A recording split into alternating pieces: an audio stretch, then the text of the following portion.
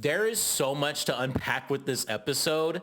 Let's talk about it. So the episode picks off with Chef D confronting Kerrion about him owing him $300, okay? And they get to tussling, child. And as you see, Kerrion hit the flow. Okay, he was on the ground, and from then on, Chef D was pounding away, honey. However, Kerrion was able to get a good lick in, which I was happy with because, you know, last season he wasn't even hitting back. He was just taking the punches to the face. But, you know, good for you, Kerrion, good for you. Now, Kerrion claims that Chef D kicked him in the ball sack. He's walking off in pain.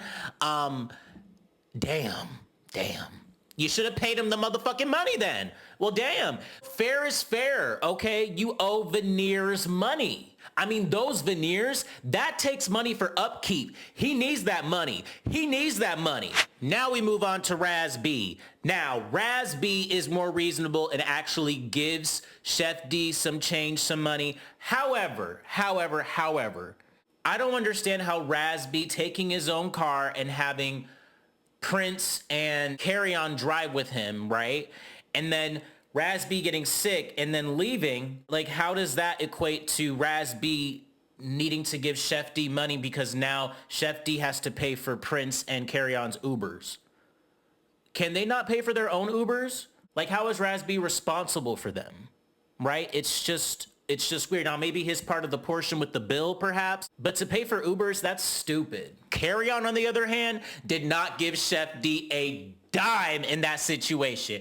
And I'm not gonna lie, even though it's fucked up because you do owe him money, Kerrion, if someone just beat me up and there's a bunch of security around and I know they can't get to me again, bitch, I'm not giving your money right now. I'm not giving you your motherfucking money. I am in my feelings, bitch. You done kicked me in the nuts, ho. Now here comes Orlando Brown, okay? Raz B confronts Orlando about Orlando being messy and telling people stuff that Raz B told him in confidence. You know, it's really fucked up because Raz B was really being a good friend. Like, yo, look, like, Chef D, you know, he gonna sneak Prince. So, you know, just make sure you're out of the way, right? So just, you know, he was trying to give you a heads up. But now you guys are all trying to spin it as if it's Raz B being messy. Like, and it's just weird to me. Orlando is taking no responsibility though, none. And he starts throwing a tantrum, jumping up and down, no, like really just acting like a child. And all these hosts here are enabling him. They are all enabling him. Prince's bitch ass is gonna go to Raz B and say, yo, I'm hanging out with Orlando having fun, but bitch, you keep complaining to me about Chris Stokes. What the fuck does Chris Stokes have to do with this situation? That was foul as fuck. For you to even bring that up in front of the other dudes. Yo, if Raz B had anything in his hand, he would not have been wrong to throw it at Prince, and then while Prince has the liquid in his eye, to go up and sneak him and punch him in his motherfucking face. Prince, fuck you for that. Honestly, Raz B, when this show first started, I didn't like you, but seeing how they're doing you and also seeing the way you've been acting lately and hearing, you know, some of your story, you're troubled and you have a lot of issues, and my heart goes out to you. And what's really crazy is that Raz B ends up giving in and sort of kind of taking responsibility for this whole situation. I'm like, Raz B, you don't need to be apologizing, but whatever. So these hoes are going out, honey, and they are getting on the bad boys bus. They chilling, talking, having fun. Look at Orlando with his sparkly sparkles.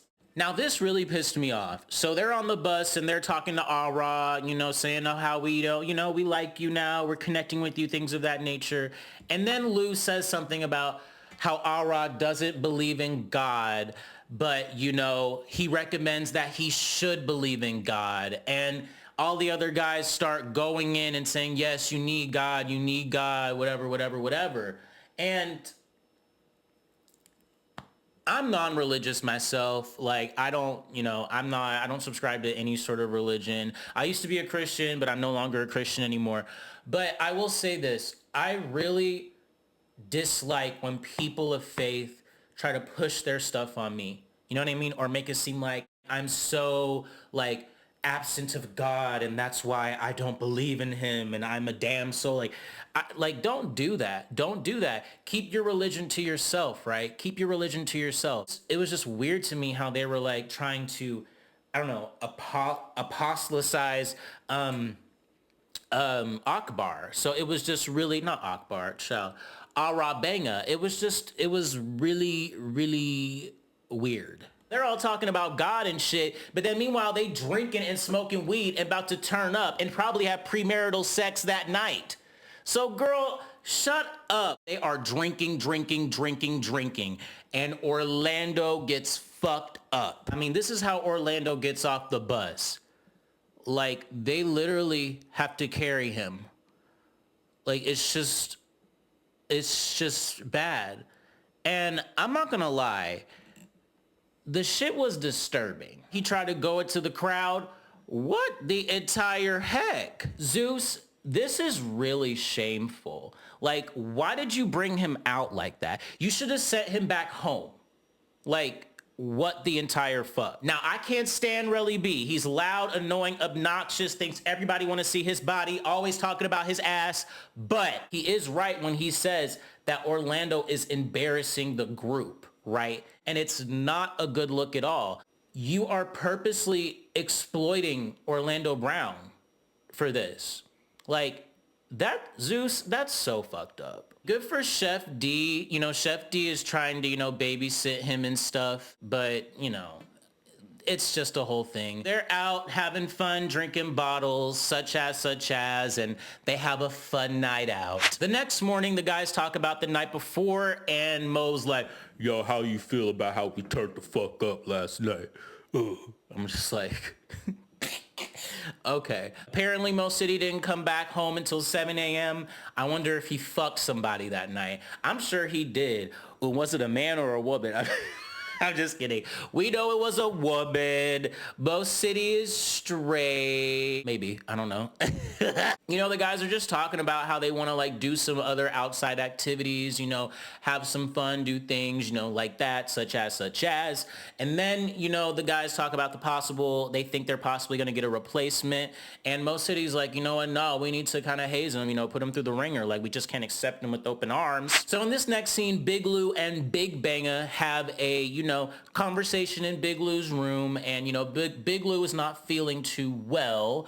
And Ahrah comes and cheers him up. They do a little slight dance on the bed, and it was really, really cute. Seeing Lou sick right now is kind of like, ooh, because we know on the next episode he gets really, really sick. He ends up having to go to the hospital, so I guess these were the early signs. So in the next scene, Orlando, Chef D, and Relly B talk about the night before and things, and they kind of tell Orlando bro, you were acting crazy, and you tried to fight some girls last night too. And then Orlando takes no responsibility, saying, I didn't do nothing, I was lit, I was having fun, nah. Now guess who's back? Jonathan! It was really good to see Jonathan. Something was missing with this episode, and it was his effervescence, his vibe, everything. I do love me some Jonathan, even though he is a bully. Darrell ends up telling the guys that Natalie FaceTimed him and told him that there's going to be a replacement coming tonight. I didn't understand why they were so upset about having a replacement. It's what did you expect? You're missing a bad boy anyway with Anthony. Let's spice it up a little bit. And you know what? They kind of let it slip. Did you notice that Chef D was like, I'm tired. We need somebody new. I'm tired. He's tired of doing all the fights that someone else needs to. That means that Zeus told him to do all that shit. Child, ooh, you told on yourself. I'm surprised Zeus didn't edit that out. So the guys all have a house meeting, and Miss Nunn comes and tells them that they're going to be bringing in a replacement. And the replacement is Adonis, okay? Adonis. Have y'all heard of him? Because I damn sure haven't. But he comes in the house, and he immediately has smoke with Chef D, honey. And I'm like, oh, you got a problem with Chef D? Okay, I like you already. Chef D says this guy's had a lot of shit to say about him on social media, and that he doesn't know him at all, okay? And then all of a sudden, you know what happens next? We all know.